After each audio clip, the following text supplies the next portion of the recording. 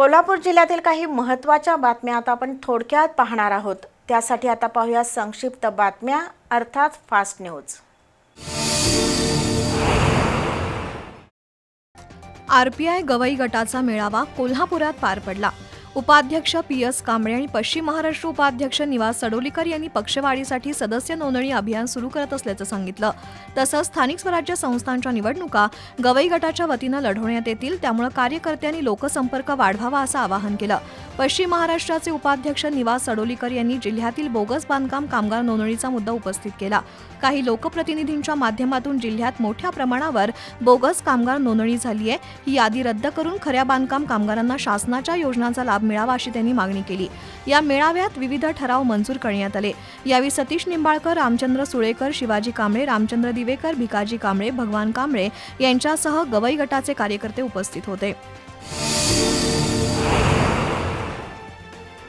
कोल्हापुरातील तरुण लेखक आणि माध्यमकर्मी विक्रम रेपे यांची संकल्पना असलेलं छत्रपती राजाराम महाराज यांचं ब्रेल लिपीतील पुस्तक चर्चेत आलंय। मिरस्क तिकटीतल्या अंधशाळेत मधुरिमा राजे छत्रपती प्राध्यापक डॉक्टर केशव हरेल यांच्या उपस्थितीत या पुस्तकाचं प्रकाशन झालं। राजर्षी शाहू महाराजांची अपुरी राहिलेली विकास कामं छत्रपती राजाराम महाराजांनी पूर्णत्वास नेली। त्यांच्यावरील ब्रेल लिपीतील हे पुस्तक अंध बांधवांपर्यंत जात असल्याचं समाधान वाटतंय असं मधुरिमा राजे छत्रपती यांनी सांगितलं। दरम्यान अंध विद्यार्थ्यांना या पुस्तकाचं मोफत वितरण करण्यात आलं।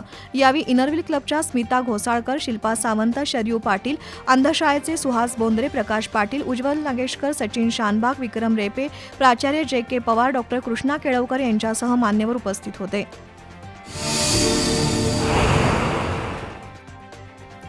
भारताच्या स्वातंत्र्य लढ्यात नेतृत्व करणारे लोकमान्य बाळ गंगाधर टिळक यांची आज 105वी पुण्यतिथी।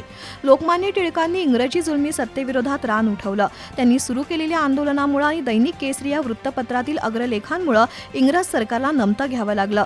दरम्यान लोकमान्य टिळक यांची पुण्यतिथी आणि दैनिक केसरीचा वर्धापन दिन असा संयुक्त कार्यक्रम आज शाहू स्मारक भवनमध्ये पार पडला। प्रारंभी सूर्यकांत पाटील बुद्धिहाळकर, रूपा शहा यांच्या हस्ते लोकमान्य टिळकांच्या प्रतिमेचं पूजन झालं।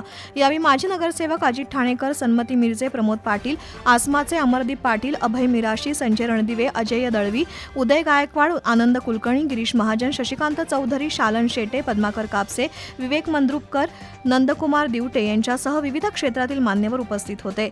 दैनिक केसरीच्या प्रतिनिधी अश्विनी टेंबे यांनी या कार्यक्रमाचं आयोजन केलं।